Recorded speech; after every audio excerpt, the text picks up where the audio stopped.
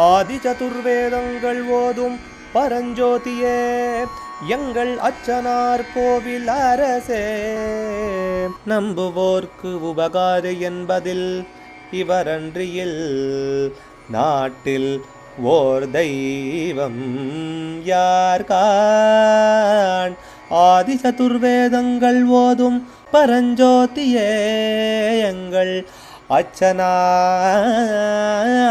கோவில் அரசே. சுவாமியே சரணமையப்பா. அச்சங்கோவில் அரசே சரணமையப்பா. பகவானுடைய 171வது திருநாமம். நாமா நானா ரத்னோபசோபிதாய நமஹா. பலவகை ரத்னங்கள் அணிந்து அழகுடன் திகழ்வோனுக்கு நமஸ்காரம். நானா பலவகையான ரத்னங்களை பூண்டு உபசோபித அழகுடன் திகழ்பவன். இந்த ரத்னங்களை பற்றி நிறைய விஷயங்கள் இருக்குது, புராணங்களில் சொல்லப்பட்டிருக்கு.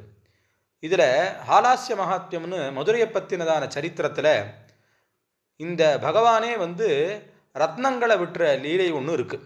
அதில் வியாசர் சொல்கிறார், எந்தெந்த ரத்னங்களை யார் யார் அணியணும், எந்தெந்த ரத்னங்களுக்கு என்னென்ன விசேஷம்னு சொல்கிறார்.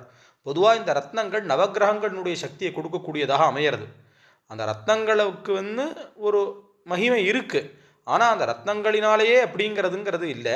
அந்த ரத்னங்களை பகவானுக்கு அர்ப்பணம் பண்ணி பார்த்து நாம் பூஜை பண்ணினோமானாலே விசேஷத்தை அடையலாம் அப்படிங்கிறதுனால அந்த பெரியவர்கள் அந்த காலத்தில் அதை பகவானுக்கு விசேஷமாக கிரீட்டங்களில் ஆபரணங்களில் சாத்துறது வழக்கம். உசந்த பொருள் உயர்ந்த பொருள் எதாக இருந்தாலும் அதை பகவானுக்கு அர்ப்பணம் பண்ணி பார்த்ததுங்கிறது தான் காலத்துக்கு என்றைக்கும் நிற்கும்.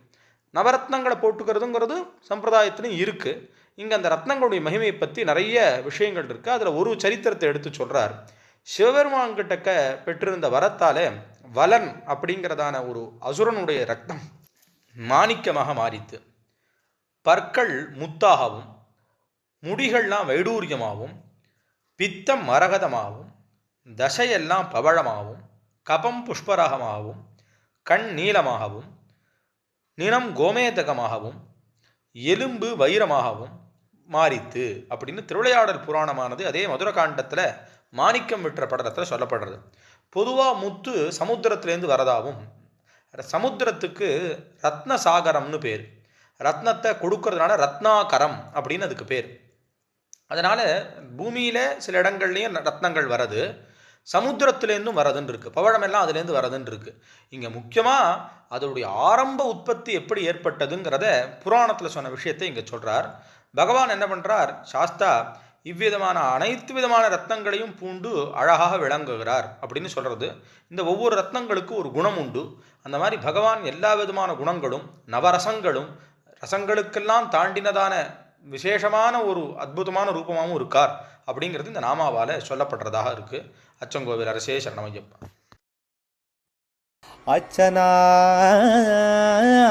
கோவில் அரசே.